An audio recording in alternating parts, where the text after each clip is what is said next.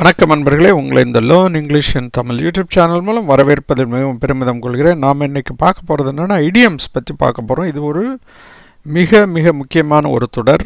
idioms பற்றி பொதுவாக நமக்கு தமிழில் நன்றாக தெரியும், ஆனால் ஆங்கிலீஷில் அதை பற்றி பெரும்பாலும் தெரியாது.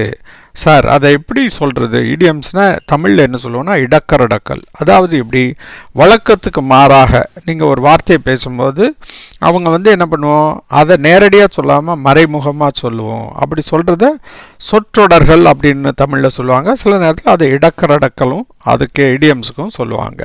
இப்போ இடக்கரடக்கல்னால் நமக்கு என்னன்னு தெரியும், மறைமுகமாக சொல்கிறது, நேரடியாக மீனிங் சொல்லாமல் மறைமுகமாக சொல்கிறது. இது பேச்சு வழக்கில் அதிகமாக இருக்கும். நம்ம இன்றைக்கி பார்க்க போகிறது என்னங்கிறத பார்க்கலாம் வாங்க. Sir, put your money where your mouth is. பணத்தை உன் வாயில் போடு அப்படிங்கிற அர்த்தத்தில் இந்த சென்டென்ஸ் இருக்குது. Put your money where your mouth is. அதுக்கு அர்த்தம் அவ்வளவு தானே? Put your money where your mouth is, அதுக்கு அர்த்தம் அதுவா? பார்க்கலாம் என்ன அர்த்தம் அப்படின்னா, இந்த இது தொடர் என்ன சொல்லுது, வீண் பேச்சு வேண்டாம் செயலில் காட்டு அப்படிங்கிற அர்த்தம். என்ன வேண்டாம்? வீண் பேச்சு வேண்டாம் செயலில் காட்டு. ரைட்டா? பேசாத செயலில் காட்டு அப்படிங்கிற மாதிரி சொல்கிறது.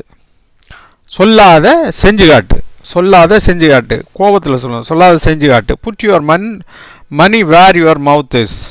உன் ஃப்ரெண்டு சொல்கிறான், நல்லா 100 மீட்டரை 10 செகண்டில் ஓடிடுவான்டா அப்படின்னு சொல்கிறான்னா, அப்போ என்ன சொல்லலாம்? Put your mouth where your mouth is அப்படின்னா என்ன? டேய் சொல்லாத, ஏன்னா வேர்ல்டு ரெக்கார்டே 9 10 செகண்ட்ஸில் எப்படி ஓட முடியும்? செயலில் காட்டு அப்படின்னு சொல்லுவாங்க. அந்த மாதிரி நேரங்களில் இப்படி யூஸ் பண்ணணும்.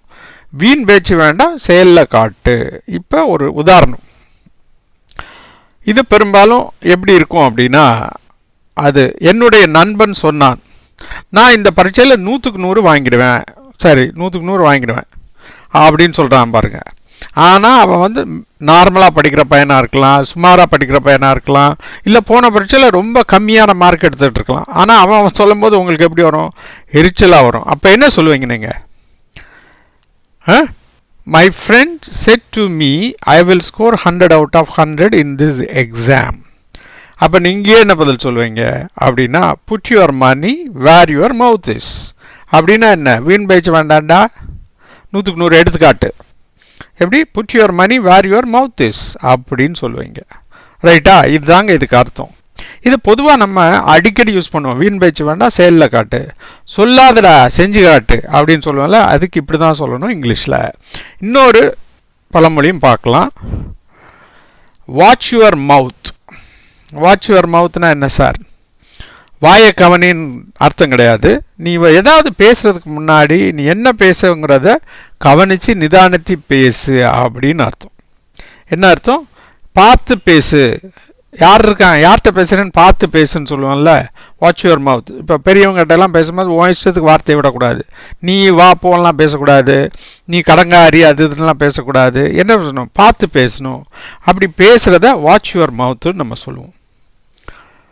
இப்போ என்ன வெர்பு அதர்ஸ், இது ஜென்ரலாக வரும். Watch your mouth before you speak. Watch your mouth before you speak அப்படின்னு சொல்லுவோம். பார்த்து பேசுகிறா அப்படின்னு சொல்லுவோம்ல. குழந்தையெல்லாம் இருக்குது, அவன் கண்ட கண்ட வார்த்தையெல்லாம் யூஸ் பண்ண போகிறான்னா நீ என்ன சொல்லுவ? Watch your mouth young man, there are children around அப்படின்னு சொல்லுவாங்கல்ல. அந்த மாதிரி நேரங்களில் வாட்ச் யுவர் மவுத், அதுக்கு அர்த்தம் பார்த்து பேசு அப்படின்னு அர்த்தம். சரியா? இந்த சேனலை பார்த்து கொண்டிருக்க அனைத்து நண்பர்களுக்கு ஒரு முக்கிய வேண்டுகோள். உங்கள் வீட்டு பக்கத்தில் தமிழ் வழியில் படிக்கும் மாணவ மாணவிகள், கல்லூரி அன்பர்கள், ஆங்கிலத்தை எழுத படிக்க வரும் தமிழ் நண்பர்கள் இருந்தால் இந்த சேனலை பற்றி எடுத்து சொல்லுங்கள். இந்த சேனலை நீங்கள் சப்ஸ்கிரைப் பண்ணலைன்னா ப்ளீஸ் சப்ஸ்கிரைப் பண்ணுங்கள். அதோட மட்டும் இல்லாமல் இந்த பெல் ஐக்கானை கிளிக் பண்ண மறந்துடாதீங்க. அப்படி கிளிக் பண்ணுறதுனால நாங்கள் போட்ட வீடியோக்கள் அனைத்தும் உங்களுக்கு உடனுக்குடன் சேரும் என்பதை இதன் மூலம் தெரிவித்துக் கொள்கிறேன்.